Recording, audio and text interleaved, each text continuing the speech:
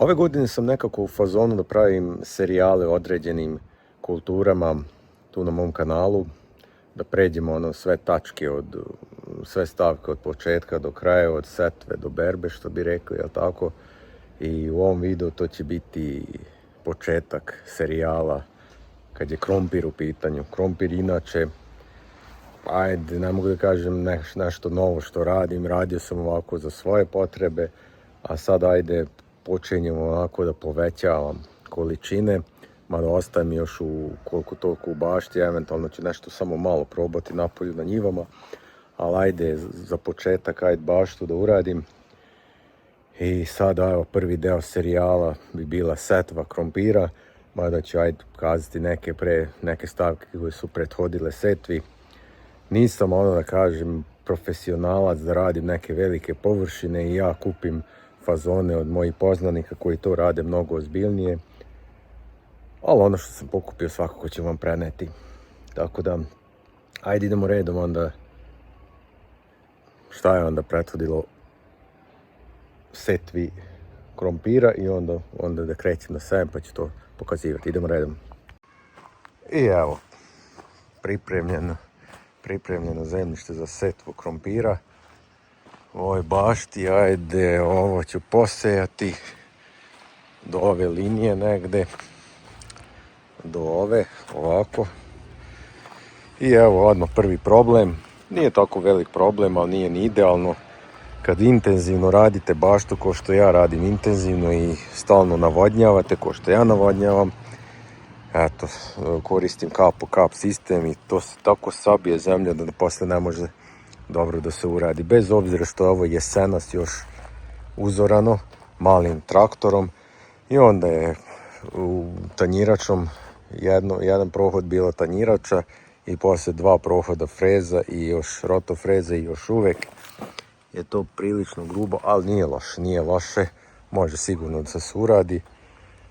Malo je teža zemlja, nije onako peskovita kao onoj moje drugoj bašti koju nisam snimao, nažalost, ali pokazat ću i to u nekim drugim delovima. Tako da nije idealno, ali dobro je. Tako da idemo redom, onda počinjemo onda setvu krompira na ovoj površini. A pre setve, jako bitna stvar, ovo. Znači, sad da li ručno pripremite zemljište grabuljanjem, znači prekopavanje grabuljanje ili mašinski, to malim traktorima, oranje, freziranje, znači pre završnog ravnanja potrebno je baciti veštačko đubrivo i insekticid. Ne znam koji je bitniji, jedan i drugi su jako bitni. Kombinacija kod mene za ovu godinu Jara Mila Elios da ima više kalijuma, to je potrebno za krompir, puno kalijuma, i Jara Mila Nutri Boost, tu ima više fosfora i ima još ostalih raznih hranjivih materija koji su potrebni biljkama, znači kvalitetno đubrivo u svakom slučaju i ne treba štediti.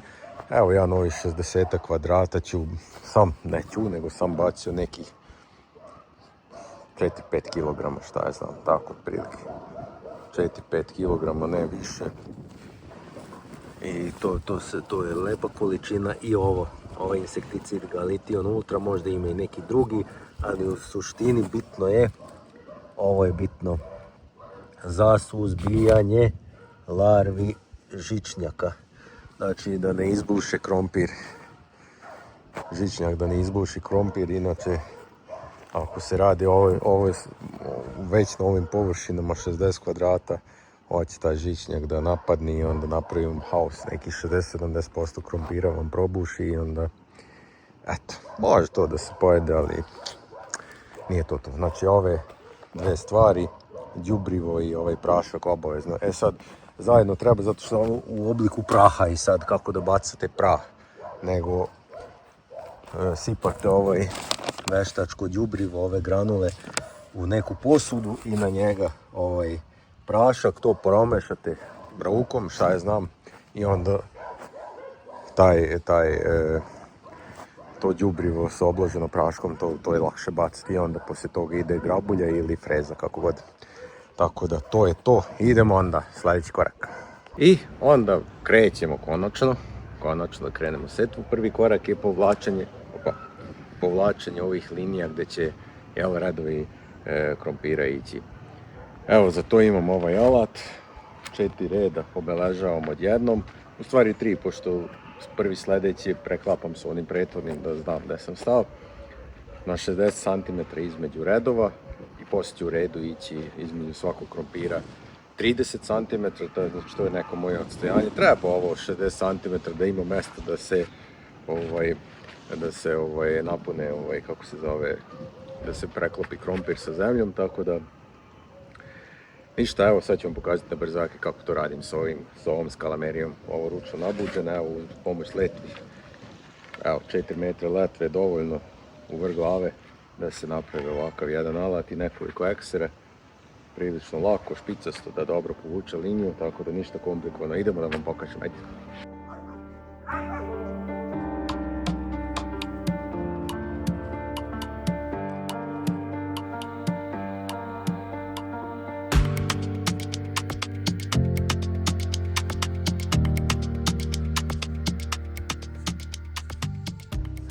Evo ga, vidi se sad prvi problem kad nije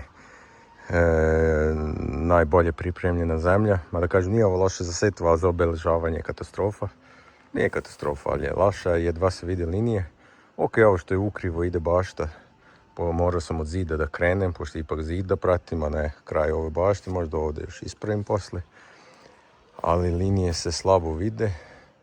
Evo, otprilike ovako sam mogao da povučem. Mada tu nešto sam zeznuo, ali ok, nije strašno. U suštini to je to, idemo odmah sljedeći korak. Iskopavanje kanala gdje će ići krompir. Dok se još vide ove linije, dok je još koliko toliko mokro, tako da ajde, to ću vam pokazati. Ajde, idemo.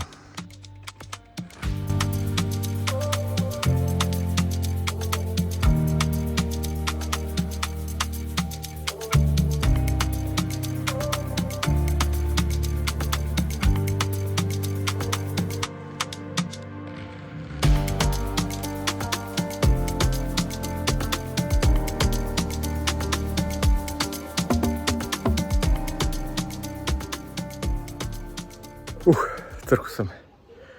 Evo, iskopao sam kanale za krompir. Nisam zadovoljan, tvrda je zemlja i nisam zadovoljan sa dubinom. Evo. A ne znam sad koliko se vidi, ali prilično je to plitko, teo bi dublje da ide, ne treba nešto pretjerano, ali je dok dublje. Tako da jedan fazon ću sad tu primeniti. Sipat ću vodu u ove kanale da bude mekše, da mogu da utisnem malo krompir. Tako da nešto sad plus jedna operacija, ali šta da se radi. Ako vam je nekvalitetna zemlja, možete čak i humus da bacite pre postavke krompira, ali kod mene ok. Ima tu i stajnjaka, ima tu i đubriva, ima svega, tako da humus sad neću stavljati, ali moram da sipam vode u ove kanale pošto je tvrdo i plitko, da mogu da malo utisnem krompir. Tako da ovo je malo nenadano, ovo mi sad oduzima vremena, ali šta se radi. Mora. Evo ga, pokvasio sam pola, 6 redova i sad stižemo do centralne teme ovog videa, a to je semenski krompir. Znači, najbitnija stavka je semenski krompir. Sve ovo ostalo je mnogo manje bitnije. Bitno je sve, ali sve je manje bitnije nego samo seme. Ovo mora da bude kvalitetno. Znači, probajte da nabavljate od nekog ko ozbiljno radi krompir na velikim površinama i ko zna šta je provjereno, šta dobro rodi. Znači, ne u prodavnici, ne u poljoapotekama, ne na pijaci, nego kod nekih ozbiljnih povratara koji se bave krompirom. Znači, vidite klice kakve su, to je sigurno će roditi, a ne uzmete nešto bez klica pa ništa. Tako da ništa, idem da postavljam ove pokvašene redove na 30 cm. Sad samo prvi red merim, ostale redove na osnovu prvog radim, evo ovo je 30 cm, da ne nosim metar sa sobom, tako da idemo. Inače nisam rekao, ovaj kanal, znači gledajte da bude što uži i što dublji, jer to će dati pravac, jel tako, da ne morate stalno konac da vučete i takve gluposti. Znači što uži i što, kako se zove, dublji i onda može lepo će biti linija, tako da idemo. Evo ga, pola gotovo što se tiče same setve. Evo su krompirići na 30 cm, u cik-cak idem. Znači, evo kao što vidite, cik-cak. Ovdje krompir, ovdje. Znači, 60 cm između redova i 30 cm u redu. Da, kod mene se to pokazalo onako, mada i to je malo gusto, ali ajde, podnošljivo je. Tako da to je to, ništa, cepamo dalje.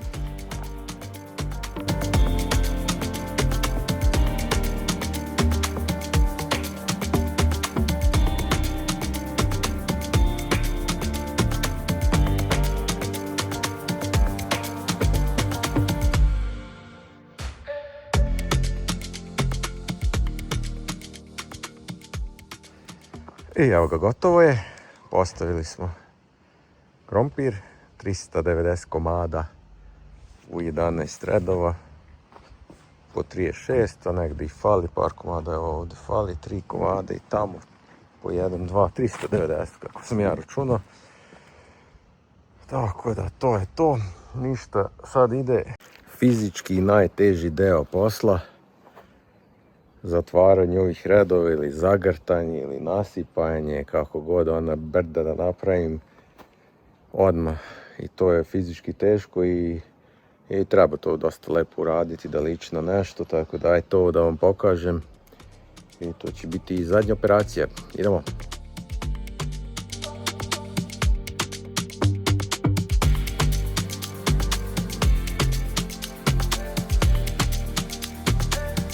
Vjerovatno ste primijetili da sve ove operacije radim onako unazad, hodajući. Meni je to najlakše, ali svako možda ima neku svoju taktiku. Meni je, kažem, najlakše zato što idem unazad i gledam ispred sebe šta sam uradio. Tako ako negdje ukrivo vučem ili šta ja znam, to mogu na vreme da reagujem. Naročito ovdje kod ovog zagrtanja, tu onako treba se truditi da to bude što, ipak je to ta završna operacija, treba se tu truditi da bude što bolja linija, što pravija linija. Tako da, ako ima neku drugu tehniku, kako mu je lakše, naravno, može tako da radi.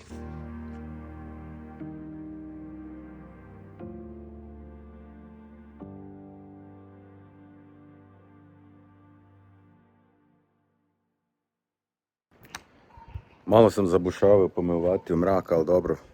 Mislim, već sam bio pri kraju. Evo ga, ovako to otprilike izgleda. Ok, može tu još da se ispravljam, možda kad budem bio raspoložen ili kad krene da niče, onda ću još jednom navući zemlju još više.